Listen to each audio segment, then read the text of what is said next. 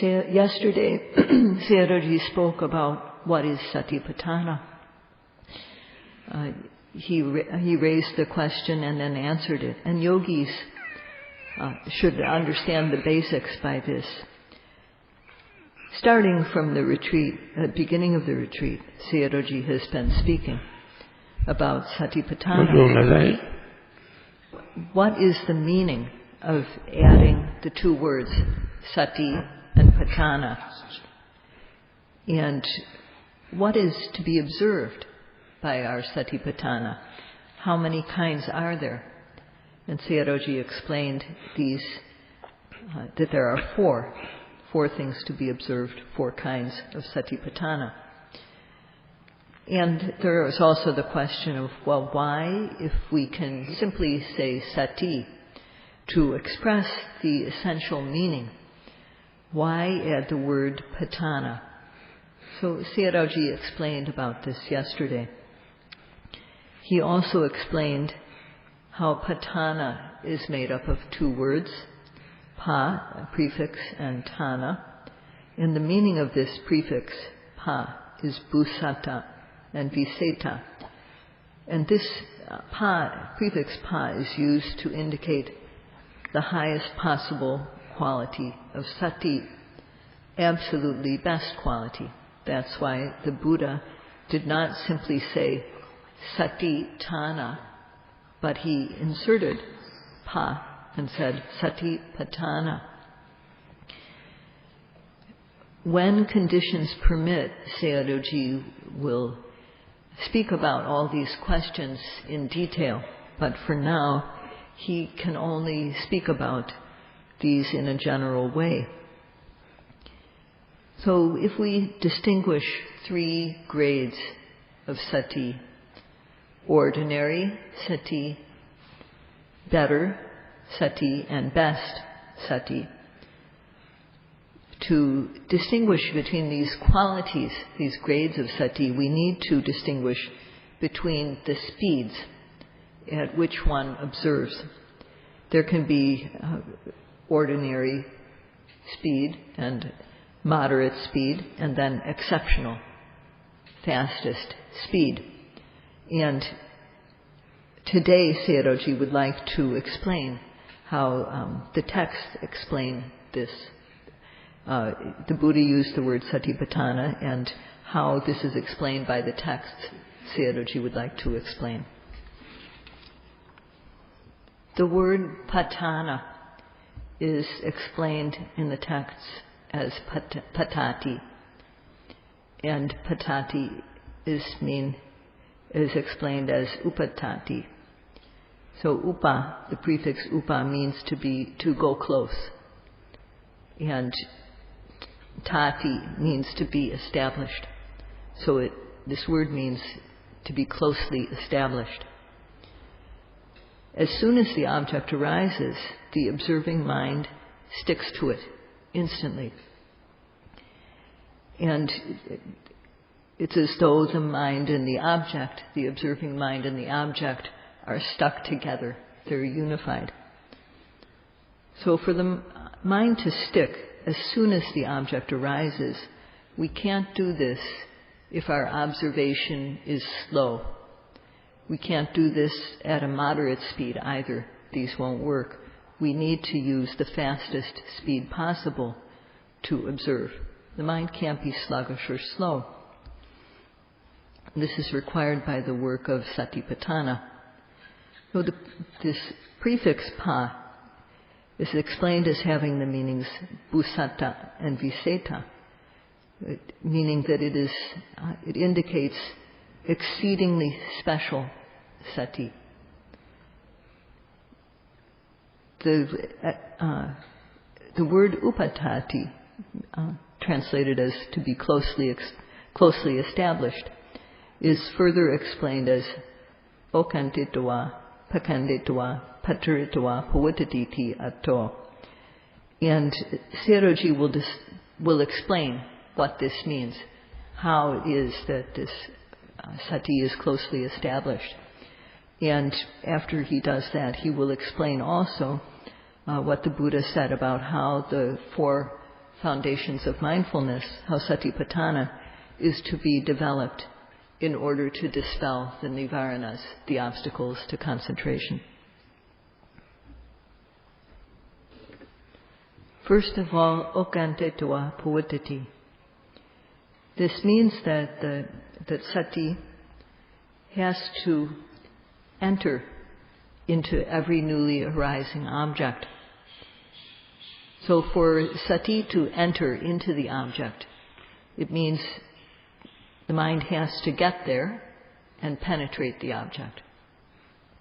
So the object of observation arises, and on the yogi's side, there has to be accurate aim so that the mind will get to that object. And that aim, it has to be done without a break. As long as there is an object arising, then one has to get there with sati, so that the sati is flowing like a stream. Every time an object arises, the mind has to reach the object and penetrate into it.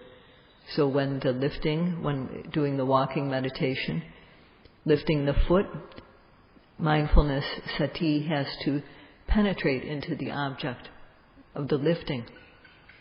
It has to get there and penetrate into the object.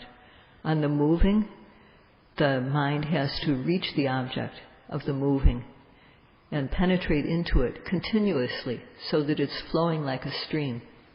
So this is what the word patana means, that sati has to penetrate the arising object, flow like a stream. The yogi cannot be slow, lazy, or sluggish. For the mind to penetrate into the object, then we need special speed, not just normal. We need to be able to use good speed. We need to rush with the mind. So this word Paṇḍitā means to run. That also means to rush. So the Paṇḍitā means to rush to the object. This is how sati needs to occur. For example, when we put the mind on the abdomen and the rising arises, then in order for sati to penetrate into that presently arising object of the rising, one must have effort and also aim so that the mind is accurate. Sati must have momentum in order for it to get to the object when the object arises. So when the falling arises too, the sati has to have momentum in order to get there. Whenever another object arises too, every time there's an object arising, the mind has to get to that object, and so our sati has to have good momentum. Same with the lifting, the moving, and the placing. The mind has to rush to get to the object. We need a sati that has momentum. So this is described as Paṇḍitā Sayadaw. That means sati has to occur as though it's rushing continuously into the object without a break. When sati is not present, or when it is not full strength, because the factors are not complete, then instead of the kusala mind with sati, the akusala consciousness will take the place of that sati, because sati is not there. So the unwholesome consciousness will arise in place of wholesome consciousness with sati. And this unwholesome consciousness is pamada. So we say that the yogi has to observe the object as soon as it arises. This is the job of the yogi. But the yogi neglects to do this. Not just forgetting it, it's just neglecting to do what the yogi is responsible to do. So this is carelessness. This is pamada. So in order for pamada not to arise, one has to gain possession of the object so that kusala will arise. Kusala will arise, not akusala. So this only happens if one seizes the object with one's sati.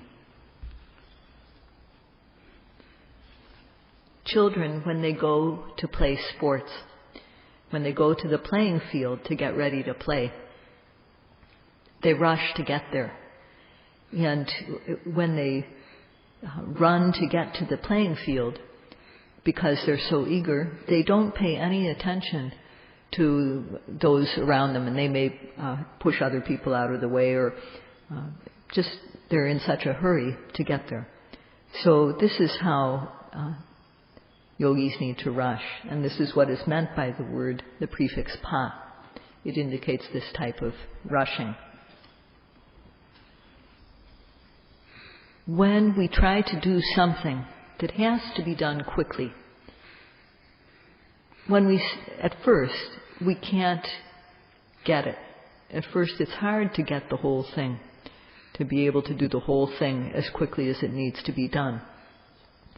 But as we keep on trying, later, we can encompass, we can cover the whole object that we aim at. So when the rising arises and we observe it, when we are able to see the rising from the start to the finish. We can catch the whole thing. The falling, when it arises, we can catch the whole thing from beginning to end. And we come to see, too, that in the rising, there's not just one, but many, many individual risings. This happens when sati is able to spread over the object and take the whole thing in. So with accurate aim and ardent effort and sati which has fast speed, then sati will be able to spread over the object completely. And this is what is meant by Paṇḍitā Sayadaw. It is not impossible for sati to spread over the object and catch the whole thing. If one works at it, if one practices it, one can do it, even though it's difficult at the start. And yogis who are practicing respectfully know that what is written here in the text matches their practice because they experience this in the practice. This exceptional sati occurs because the three levels of virya, the three stages of virya are present. First of all, the initial effort of launching effort of arambha dhatu. And when our effort is good, but sometimes what happens is we meet up with something depressing, and then we have to make more effort than this initial effort. So we have to step up our effort and be persistent. And this is called nikkama dhatu, in order to overcome the obstacle. And the third stage of effort is parakama dhatu, when our effort goes up, increases stage by stage, always going up, always increasing until we reach the goal. So to the extent that we apply effort, there will be sati. And then to the extent there is applied effort, there will be Paṇḍitā Sayadaw. This sati will penetrate into the object. And the factor of rushing into the object, Paṇḍitā Sayadaw, this will also be present. And further, the factor of Paṇḍitā Sayadaw, the quality of sati which is able to encompass the whole object, spread over the whole object, and see even very small details. This happens because there is this third stage of effort occurring, parakama dhatu, the effort that increases stage by stage. So when this stage of effort is reached, then with accurate aim, our mind falls collectedly on the object, and there is sampajanya. So we start to know that there is the discernment. We can see the distinction between nama and rupa, mind and matter.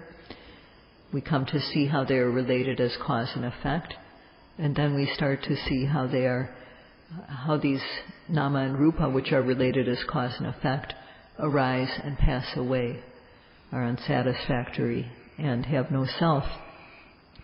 So this is the start of Vipassana knowledge. At this time, can the nivaranas, which block wholesomeness, can these still disturb the mind? No. Is it possible for them to enter the mind at this time? No, they don't. So the nivaranas make our knowledge weak. But when we have these, at this stage of effort, the nivaranas do not have a chance to arise. None of the 5 nivaranas can arise in our mind. So they cannot disturb this great stream of bhavana mind, which is flowing. So at that time the mind will be quite stable and clear. And with knowledge present, our sati is very special. So the Buddha said that in order to dispel the nivaranas, which block kusala, one has to develop the 4 foundations of mindfulness. He said, Panchimani Bekave Nivaranani, Katamani Pancha, Kama Chanda Nivarana, Vyavada Nivarana, Tina Meda Nivarana, Odija Kukoja Nivarana, Vichikecha Nivarana. These cannot arise if we develop the 4 foundations of mindfulness. Kama Chanda, sense desire, and the other nivaranas, which block kusala, which defile the mind, cannot enter the mind at this stage, and especially when one sees the very fast arising and passing away of phenomena at the stage of udyabhya jnana. Needless to say, this is so at the upper stages of insight. At this time, one has skill in observing the object, and therefore the mind penetrates into the object time after time. Our observation is continuous, one moment with the next. They're connected, so that there's no gap for the nivaranas to enter. There's no hole. And therefore, kama chanda, or sense desire, wanting good objects, is not there. And there will be no dissatisfied mind, no rotten mind. This also will not be there. There will be no sleepiness either. The mind will be stable on the object and not scattered. And because the mind is concurrent with the object, one will be definite about what the object is. So there will be no wavering about the object. So in this way, the 5 nivaranas, kama chanda, vyavada, tina mida, udija kokoja, and vichikecha, these are all overcome by our practice of Satipatthana. So how much power there is in observation, in sati. At this time, just consider, beings in the human world, we live in a realm of the senses, and accordingly, we like the 5 sense objects. We like to experience beautiful sights, beautiful, lovely sounds, fragrant smells, good taste, pleasant touch. And for one who likes these things, their liking for the object makes them not want to separate from the object. And it's as though the objects bind us because we are so attracted to them. And when this liking for the sense objects is extreme, then one feels satisfied only if one can get that object. And one will just go to great lengths, to extremes, even unjust means, to get that sense experience because of the interest, the extreme interest that one has. So kama is the word for something which is desirable. And these things bind the person who likes them so that they are captured, that because the person can't let go. And so they're called kama gunas in Pali, desirable sense objects. But the power of the practice of Satipatthana is that when through the practice one meets a type of happiness that is far better than any type of sense experience, one can let go of sense pleasures. So this wanting desirable sense objects is called kama chanda. And to the extent that we are free of kama chanda, or a desire for good sense objects, the mind feels free, and our living, the way we live, becomes clean. The Buddha guaranteed that the 4 practices of Satipatthana can remove the bond of sense desires. The people of the world, human beings, would be worse than the animals if there were not laws to prevent people from causing each other problems. This is the conclusion that Sayadaw has drawn. There are many people who do not behave like true humans. They don't keep morality. And with no way to control one's mind, or with no practice of the method for controlling one's mind, many people in the world cannot keep their mind human. And thus, people commit acts, transgressive acts, out of stupidity. There are many people who are like this.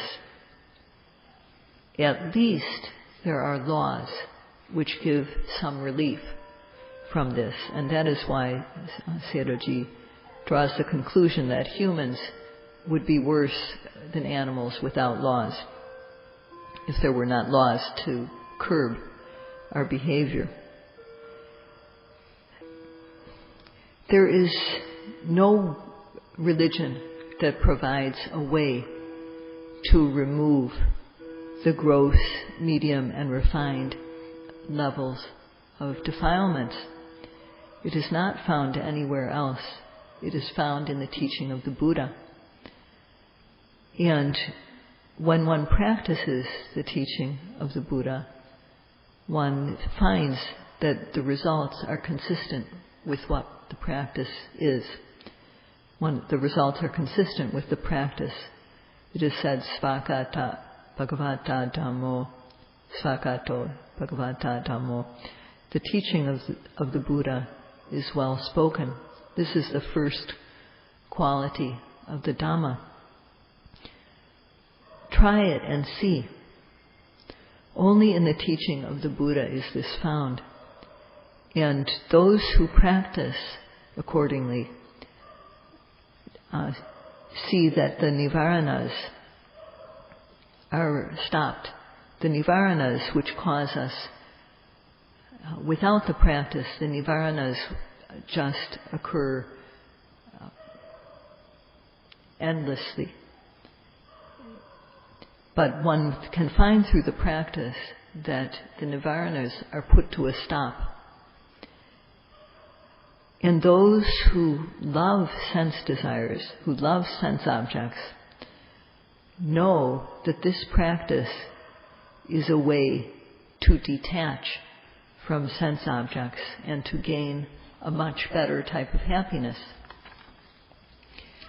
So try to apply this practice. Try to be a good yogi, and you will definitely get results. Humans who like sense objects, if they find the method of practice and really practice it, will come to accept that will come to accept acceptance of the qualities of the Dhamma, and through the practice they will surely gain Dhamma rati, the pleasure of the Dhamma, delight in the Dhamma, which is far, far better than any type of sense object. The Buddha cannot give this pleasure of the Dhamma, and those who belong to other religions certainly cannot give this pleasure of the Dhamma. But the Buddha himself gave us the method for gaining this pleasure, Dhammarati. Tu me ke chamatapan, matapan. That means, my children, my sons, to get happiness, you must practice ardently. You yourselves must practice. Ekataro tathagata. That means that the Buddha, the ones who have gone thus, along this path, they point out the path. To be truly human, one needs to do this, to do and to avoid doing that. This is how the Buddha instructed. He pointed out the path, how to collect the mind. Do this to collect the mind. Do this to observe the object. Develop knowledge stage by stage. Work to get tadanga santi, this momentary peace, and when that is fulfilled, one can get achanta santi. This is what the Buddha instructed. He said that we ourselves must walk the path. We must walk straight ahead. Patipana pamokanti zaino marabandana. That means that walking this path, which the Buddha pointed out, one practices either samatha jhana. Jaino means one practices jhana, samatha jhana, to gain the worldly jhanas, or Vipassana jhana, to gain liberation. So when one works to observe every arising object, whatever arises, applying art and effort, then one who works like this will become free of the bonds of the kilesas. This is said in the Dhammapada. For those who do not practice according to the method, the yogis now are practicing according to the method, but those who do not practice accordingly will not become free of the bond of the kilesas, and therefore they will be under the control of the kilesas. And therefore, if one follows, gives in to them, one will become a murderer, for example. One will kill. So, when one gives in to the kilesas and commits transgressions, although one is still alive, one's reputation dies. And there are many people on the planet who are like this because of their misdeeds. So because they do not know how to control the kilesas, they think that someone else will forgive us for all our sins. Or people, in a way, they are slaves to science. So tomorrow, Sayadaw will speak about how Tadanga Santi occurs in stages, and how from Tadanga Santi, momentary peace, one crosses over to Achanta Santi. That's all for today. Crosses over to Achanta Santi. That's all for today.